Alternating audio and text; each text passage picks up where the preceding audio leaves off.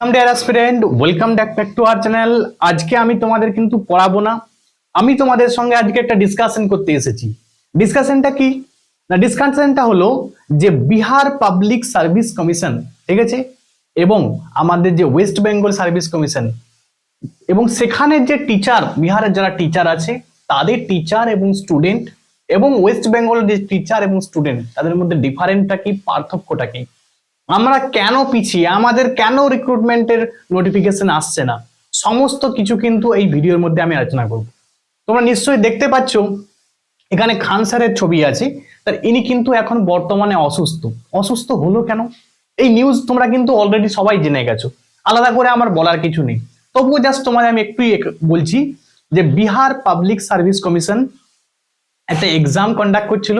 সেই এক্সামটা অনেকগুলো শিফটে করছিল, ঠিক আছে, মানে সেই এক্সামটা ধরো এই তিন চারটা শিফটে আর কি, ঠিক আছে, তিন চারটা শিফটে করতে চাইছিল।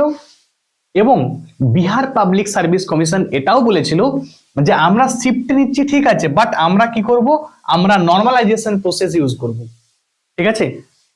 তবুও বিহারের ছাত্রছাত্রীরা এই যে সমস্ত নিয়মটা বানিয়েছিল বিহার পাবলিক সার্ভিস কমিশন, তার বিরুদ্ধে কিন্তু ছেলেরা ক্ষোভে একদম ফেটে পড়ে, এবং সেই স্টুডেন্টরা, বিহারের স্টুডেন্টরা তারা কিন্তু একদম পথে নামে, ঠিক আছে, বিহার পাবলিক সার্ভিস কমিশনকে একদম। এবং এটাও বলে যে যতক্ষণ না পর্যন্ত নোটিফিকেশন দেওয়া হচ্ছে ততক্ষণ পর্যন্ত কিন্তু আমরা রাস্তা ছাড়বনি। এবং তাদের কিন্তু নেতৃত্ব দিচ্ছিলেন এই খান স্যার। তো খান স্যারকে আমাদের প্রত্যেকের জন্য, মানে প্রত্যেকের পক্ষ থেকে খান স্যারকে স্যালুট, যে উনি একটা স্টুডেন্টদের জন্য, সাধারণ স্টুডেন্টদের জন্য উনি কিন্তু এতটা, কি বলবো, যে কেউ করবে না, ঠিক আছে, এতটা করেছে যে স্টুডেন্টদের জন্য। দেখো ওনাকে কিন্তু পুলিশরা কিন্তু ডিটেন করে নিয়ে যায়, যেহেতু ওদের নেতৃত্ব দিচ্ছিল। ডিটেন করে নিয়ে যাওয়ার পরে ওনাকে কিন্তু পরে রিলিজ করা হয়। কিন্তু একটা জিনিস দেখো, তারপরে কিন্তু ওনার মানে শরীরে অনেকটা ডিহাইড্রেট হয়ে যায়, ঠিক আছে, অনেকটা শরীর মানে খারাপ হয়ে যায়, যেহেতু সারাদিন তিনি কিন্তু ওই মানে কি বলবো যে বিহার পাবলিক সার্ভিস কমিশনের মানে গেটের আগে কিন্তু উনি কিন্তু বিক্ষোভ করেছিলেন। সেই জন্য কিন্তু ওনার কিন্তু শরীর খুব অসুস্থ হয়ে পড়ে, এবং ওনাকে কিন্তু বর্তমানে হসপিটালাইজ আছেন। এখন কিন্তু ডাক্তাররা ওনাকে চিকিৎসা করছেন, ওনাকে ভালো করার চেষ্টা করছেন। তো তোমাদের আমি একটাই কথা বলি যে এখান থেকে আমাদের শিক্ষা কি নেওয়া উচিত। দেখো আমরা ওয়েস্ট বেঙ্গলে বসবাস করছি, বাট আমাদের দেখো, তোমরা একটু, আমি তোমাদের জাস্ট একটা এক্সাম্পল দিই। দেখো আমাদের ক্লার্কশিপ এক্সাম হয়েছে, তাই তো নিশ্চয়ই তোমরা ক্লার্কশিপ এক্সাম সবাই দিয়ে দিয়েছো। ক্লার্কশিপ এক্সামে দেখো কি হয়েছিল। ক্লার্কশিপ এক্সামটা তোমরা নিশ্চয়ই জানো, এর আগে একটা শিফটে হতো, ঠিক আছে, একটা শিফটে হতো। 2019 সালে কি হলো, সেটা দুটা শিফট হলো, ঠিক আছে। আর এই 2024 সালে যে এক্সামটা হলো, 2024 সাল, এটা কটা শিফটে হলো না, চারটা শিফটে হলো। তাহলে এতগুলো শিফটে এক্সাম হলো, স্টুডেন্ট বা টিচার কোনো প্রতিক্রিয়া নেই, ঠিক আছে। আমাদের ওয়েস্ট বেঙ্গল পিএসসি মানে ওয়েস্ট বেঙ্গলের পাবলিক সার্ভিস কমিশন যেটা তাদের ইচ্ছা যাচ্ছে তারা কিন্তু সেটাই করছে। স্টুডেন্টদের কোনো প্রতিক্রিয়া নেই, টিচারদেরও কোনো প্রতিক্রিয়া নেই। যাচ্ছে, হ্যাঁ প্রতিক্রিয়া অবশ্যই দিচ্ছে, ডেপুটেশন জমা দিতে যাচ্ছে। কি করছে, বেরোচ্ছে, ঠিক আছে, 11টার সময় গেল, ডেপুটেশন জমা দিল, বিক্ষোভ করলো, 12টার সময় ঘর ঢুকে গেল। এই হচ্ছে স্টুডেন্ট আর টিচারদের প্রতিক্রিয়া। এবার তোমরা বলো, এখানে যে চারটা শিফটে এক্সাম হলো, চারটা শিফটে এক্সাম হয়েছে, এখানে দেখা গেছে কি না, ধরো এই যে চারটা শিফট 1 2 3 4, এই যে চারটা শিফটে এক্সাম হলো, চারটা শিফটের এক্সামের প্যাটার্ন বা ধরন কিন্তু একই ছিল না, ঠিক আছে। ধরো আমি সাপোজ বলছি যে প্রথম শিফটটা সহজ হয়েছে, সেকেন্ড শিফটটা কঠিন হয়েছে, তাহলে প্রশ্নটা হচ্ছে যারা সেকেন্ড শিফটে এক্সাম দিল তাদের কি দোষ, তাদের কি অপরাধ? তাহলে প্রথম শিফটে তো সহজ, তারা কিন্তু বেশি নাম্বার পাবে। বাকি যারা ধরো আছে, আমি ধরো ফোর্থ শিফট ধরো কঠিন হয়েছে, ঠিক আছে, তাহলে কি এদের অপরাধটা কি ছিল? না, এদের অপরাধটা এটাই যে ওরা ডাব্লিউবিসি মানে কি বলবো, আমাদের ওয়েস্ট বেঙ্গলে বসবাস করছে, ঠিক আছে, ডাব্লিউবিপিএসসির আন্ডারে কিন্তু এরা আছে। এটাই হচ্ছে এদের অপরাধ, অপরাধটা আর কিছু নয়। তাহলে এই তো এত যে শিক্ষা মানে কি বলবো পরীক্ষার্থী ছিল তাদের সঙ্গে কি ইনজাস্টিস হচ্ছে না? ইনজাস্টিস হচ্ছে। কিন্তু দেখো আমরা টিচাররা বা স্টুডেন্টরা সবাই কিন্তু ঘুমাচ্ছি নাকে সরষের তেল দিয়ে। তাহলে যদি এরকম ঘুমাতে থাকি তাহলে কিন্তু দেখবে যে মানে কি বলবো এই ওয়েস্ট বেঙ্গল পিএসসি যা ইচ্ছা তাই করবে। তোমরা নিশ্চয়ই জানো যে রিসেন্টলি কিন্তু ঘোষণা হচ্ছে যে ডাব্লিউবিসিএস পরীক্ষাকে ইউপিএসসির মতো করা হচ্ছে। ঠিক আছে, তোমরা একটা বলো তো, ইউপিএসসির মতো করা হচ্ছে, আমি ঠিক আছে মেনে নিলাম, কোনো অসুবিধা নেই, করতেই পারে, মানে ডেসক্রিপটিভ মোডে কিন্তু করা হবে আর অবজেক্টিভ মোডে কিন্তু করা হবে না। ঠিক আছে, সবই মেনে নিলাম, ঠিক আছে। বাট একটা কথা বলো তো, ইউপিএসসির মতো কি পরীক্ষা নেওয়ার 20 দিন বা 30 দিনের মাথায় রেজাল্ট দিতে পারবে? ইউপিএসসি কি করে? ইউপিএসসি এক্সাম নেই, এক্সাম নিয়ে 1 বছর মানে 1 থেকে 1.5 বছরের মধ্যে রিক্রুটমেন্ট প্রসেস পুরো কমপ্লিট করে দেয়। সেখানে আমাদের West Bengal public service commission কি করছে তোমরা নিজেরা বলো। দেখো পরীক্ষা হচ্ছে, হ্যাঁ অবশ্যই পরীক্ষা হচ্ছে, আমি বলছি না যে ডাব্লিউবিসিএস পরীক্ষা হয়নি, ডাব্লিউবিসিএস পরীক্ষা হচ্ছে, বাট তুমি এখানে দেখো, খেয়াল করে দেখো, একটু মন দিয়ে দেখো,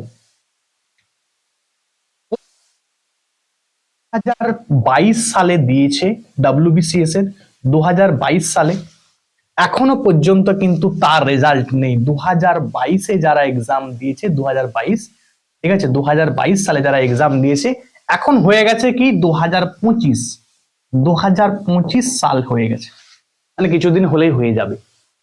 দেখো এত দিনের গ্যাপ, এখনো কিন্তু তার রেজাল্ট প্রকাশিত হয়নি। তাহলে বুঝতে পারছো আমাদের কতদিনে বছর করা হচ্ছে? আমাদের 5 বছরে পঞ্চবার্ষিকী পরিকল্পনা নিচ্ছে যে একটা রিক্রুটমেন্ট হবে 5 বছর ধরে, বুঝতে পারছো?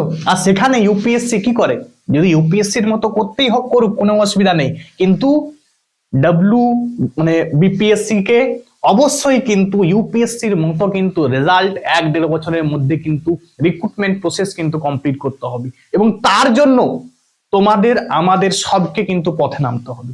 যদি পথে না নামি আমরা, ঠিক আছে, বলেই রাখলাম যা করছে তাই করবে, ঠিক আছে, আমরা কিছু করতেও পারবো না, আর আমরা ওই ঘরেই বসে থাকবো। দেখো ওখানে স্টুডেন্টদের, বিহারের স্টুডেন্টদের কেমন দেখো প্রতিক্রিয়া, দেখো তারা কি বলছে, যে যতক্ষণ না পর্যন্ত Bihar public service commission notification জারি করে যে একটা শিফটে পরীক্ষা হবে, কোনো নর্মালাইজেশন হবে না, ততক্ষণ পর্যন্ত কি আমরা উঠবো না।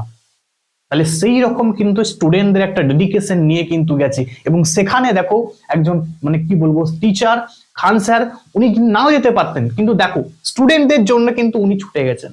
ঠিক আছে, আজকে দেখো উনি কিন্তু হসপিটালাইজ স্টুডেন্টদের জন্য।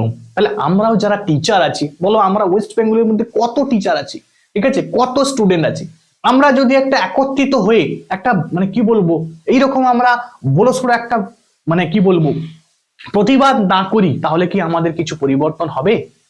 তোমরা বলো তো, এসএসসি যারা পরীক্ষার জন্য ওয়েট করছো, মানে স্কুলে চাকরির জন্য, ঠিক আছে, স্কুলে টিচার হওয়ার জন্য, এসএসসি এক্সাম কবে হয়েছিল লাস্ট? অনেক আগে হয়েছিল। তাহলে এখন পর্যন্ত কিন্তু এসএসসির আর কোনো পরীক্ষাই হচ্ছে না, ঠিক আছে, রিক্রুটমেন্ট বেরোচ্ছেই না। এখন শুধু পরীক্ষা হচ্ছে তোমার কি বলবো পুলিশের হয়তো পরীক্ষা হচ্ছে, বা যাই এক্সাম হোক না কেন, সেগুলোকেও আমরা চাইবো যে স্বচ্ছভাবে করুক। বলতো তোমরা যারা ক্লার্কশিপের এক্সাম দিয়েছো, ক্লার্কশিপের ফার্স্ট শিফটের কোশ্চেন তোমরা দেখেছো যে পাবলিশ হয়ে গেছে, কেন পাবলিশ হবে? প্রশ্নটা করতে হবে আমাদের। যদি প্রশ্ন না আমরা করতে পারি তাহলে কিন্তু আমাদের সঙ্গে যা খুশি হবে, ঠিক আছে, মাথায় খেয়াল রাখো। এই দেখো এই যে 4টা শিফটে হয়েছে, আমরা জানি যে এখন 4টা শিফটে হয়ে গেছে, এখন কিন্তু আর নর্মালাইজেশন প্রসেস কিন্তু চালু করতে পারবে না। বাট তোমরা বলো তো, এদের সঙ্গে কি আনজাস্টিস হলো না? যারা কঠিন মানে কি বলবো, যারা কঠিন মানে পরীক্ষাটা দিল, ঠিক আছে, মানে একই পরীক্ষা, ক্লার্কশিপেরই পরীক্ষা, কিন্তু একদল পরীক্ষার্থী কি দিচ্ছে না সহজ পরীক্ষায় পরীক্ষা দিচ্ছে, আর একদল পরীক্ষার্থী কঠিন কোশ্চেনে পরীক্ষা দিচ্ছে। তাহলে কি এদের সঙ্গে ইনজাস্টিস হলো না? তাহলে তোমরা এখনো কেন সরষের তেল দিয়ে ঘুমাচ্ছ নাকি? ঠিক আছে, ঘুমানো কিন্তু যাবে না, আমাদেরও কিন্তু প্রতিবাদে নামতে হবে, আমাদেরও কিন্তু খান স্যারের মতো সমস্ত স্টুডেন্টদেরকে নেতৃত্ব দিয়ে পিএসসির একদম গেটের সামনে বসতে হবে, যে আমাদের সঙ্গেও কিন্তু জাস্টিস যতক্ষণ না হচ্ছে ততক্ষণ পর্যন্ত গেট ছাড়া যাবে না। এই মানবিকতা যদি না থাকে তাহলে কিন্তু আমরাও আমাদের সঙ্গেও কিন্তু এরকম অনেক কিছুই হবে, সেগুলো আমাদের বলার মতো কিছু থাকবে না। ঠিক আছে, তো তোমাদেরকে একটাই কথা বলা, প্রত্যেকে স্টুডেন্ট এবং টিচার, মানে আমার দেখো আমি তো একটা ছোট চ্যানেল, ঠিক আছে, আমার 10,000 11,000 স্টুডেন্ট, ঠিক আছে, কিন্তু যারা একদম হিউজ 10 লক্ষ, ঠিক আছে, স্টুডেন্ট বা আরো বেশি আছে, তারা কেন নাকে সরষার তেল দিয়ে ঘুমাচ্ছে, তারা কেন বলছে না একবারও, ঠিক আছে, তাদের কাছেও রিকোয়েস্ট এবং সমস্ত স্টুডেন্টদের কাছে রিকোয়েস্ট, তোমরা প্রত্যেকে একত্রিত হও, একত্রিত হয়ে আমাদের সঙ্গে যে ইনজাস্টিস গুলো হচ্ছে সেইগুলোর বিরুদ্ধে কিন্তু আমাদেরকে গর্জে উঠতে হবে, আমাদেরকেও প্রতিবাদ করতে হবে। যদি আমরা প্রতিবাদ না করি তাহলে কিন্তু আমরা এরকম লাঞ্ছিত হব, বঞ্চিত হব, আমাদের সঙ্গে অনেক ইনজাস্টিস হবে, সেগুলো কিন্তু আমরা, আমাদের কিছু বলার থাকবে না।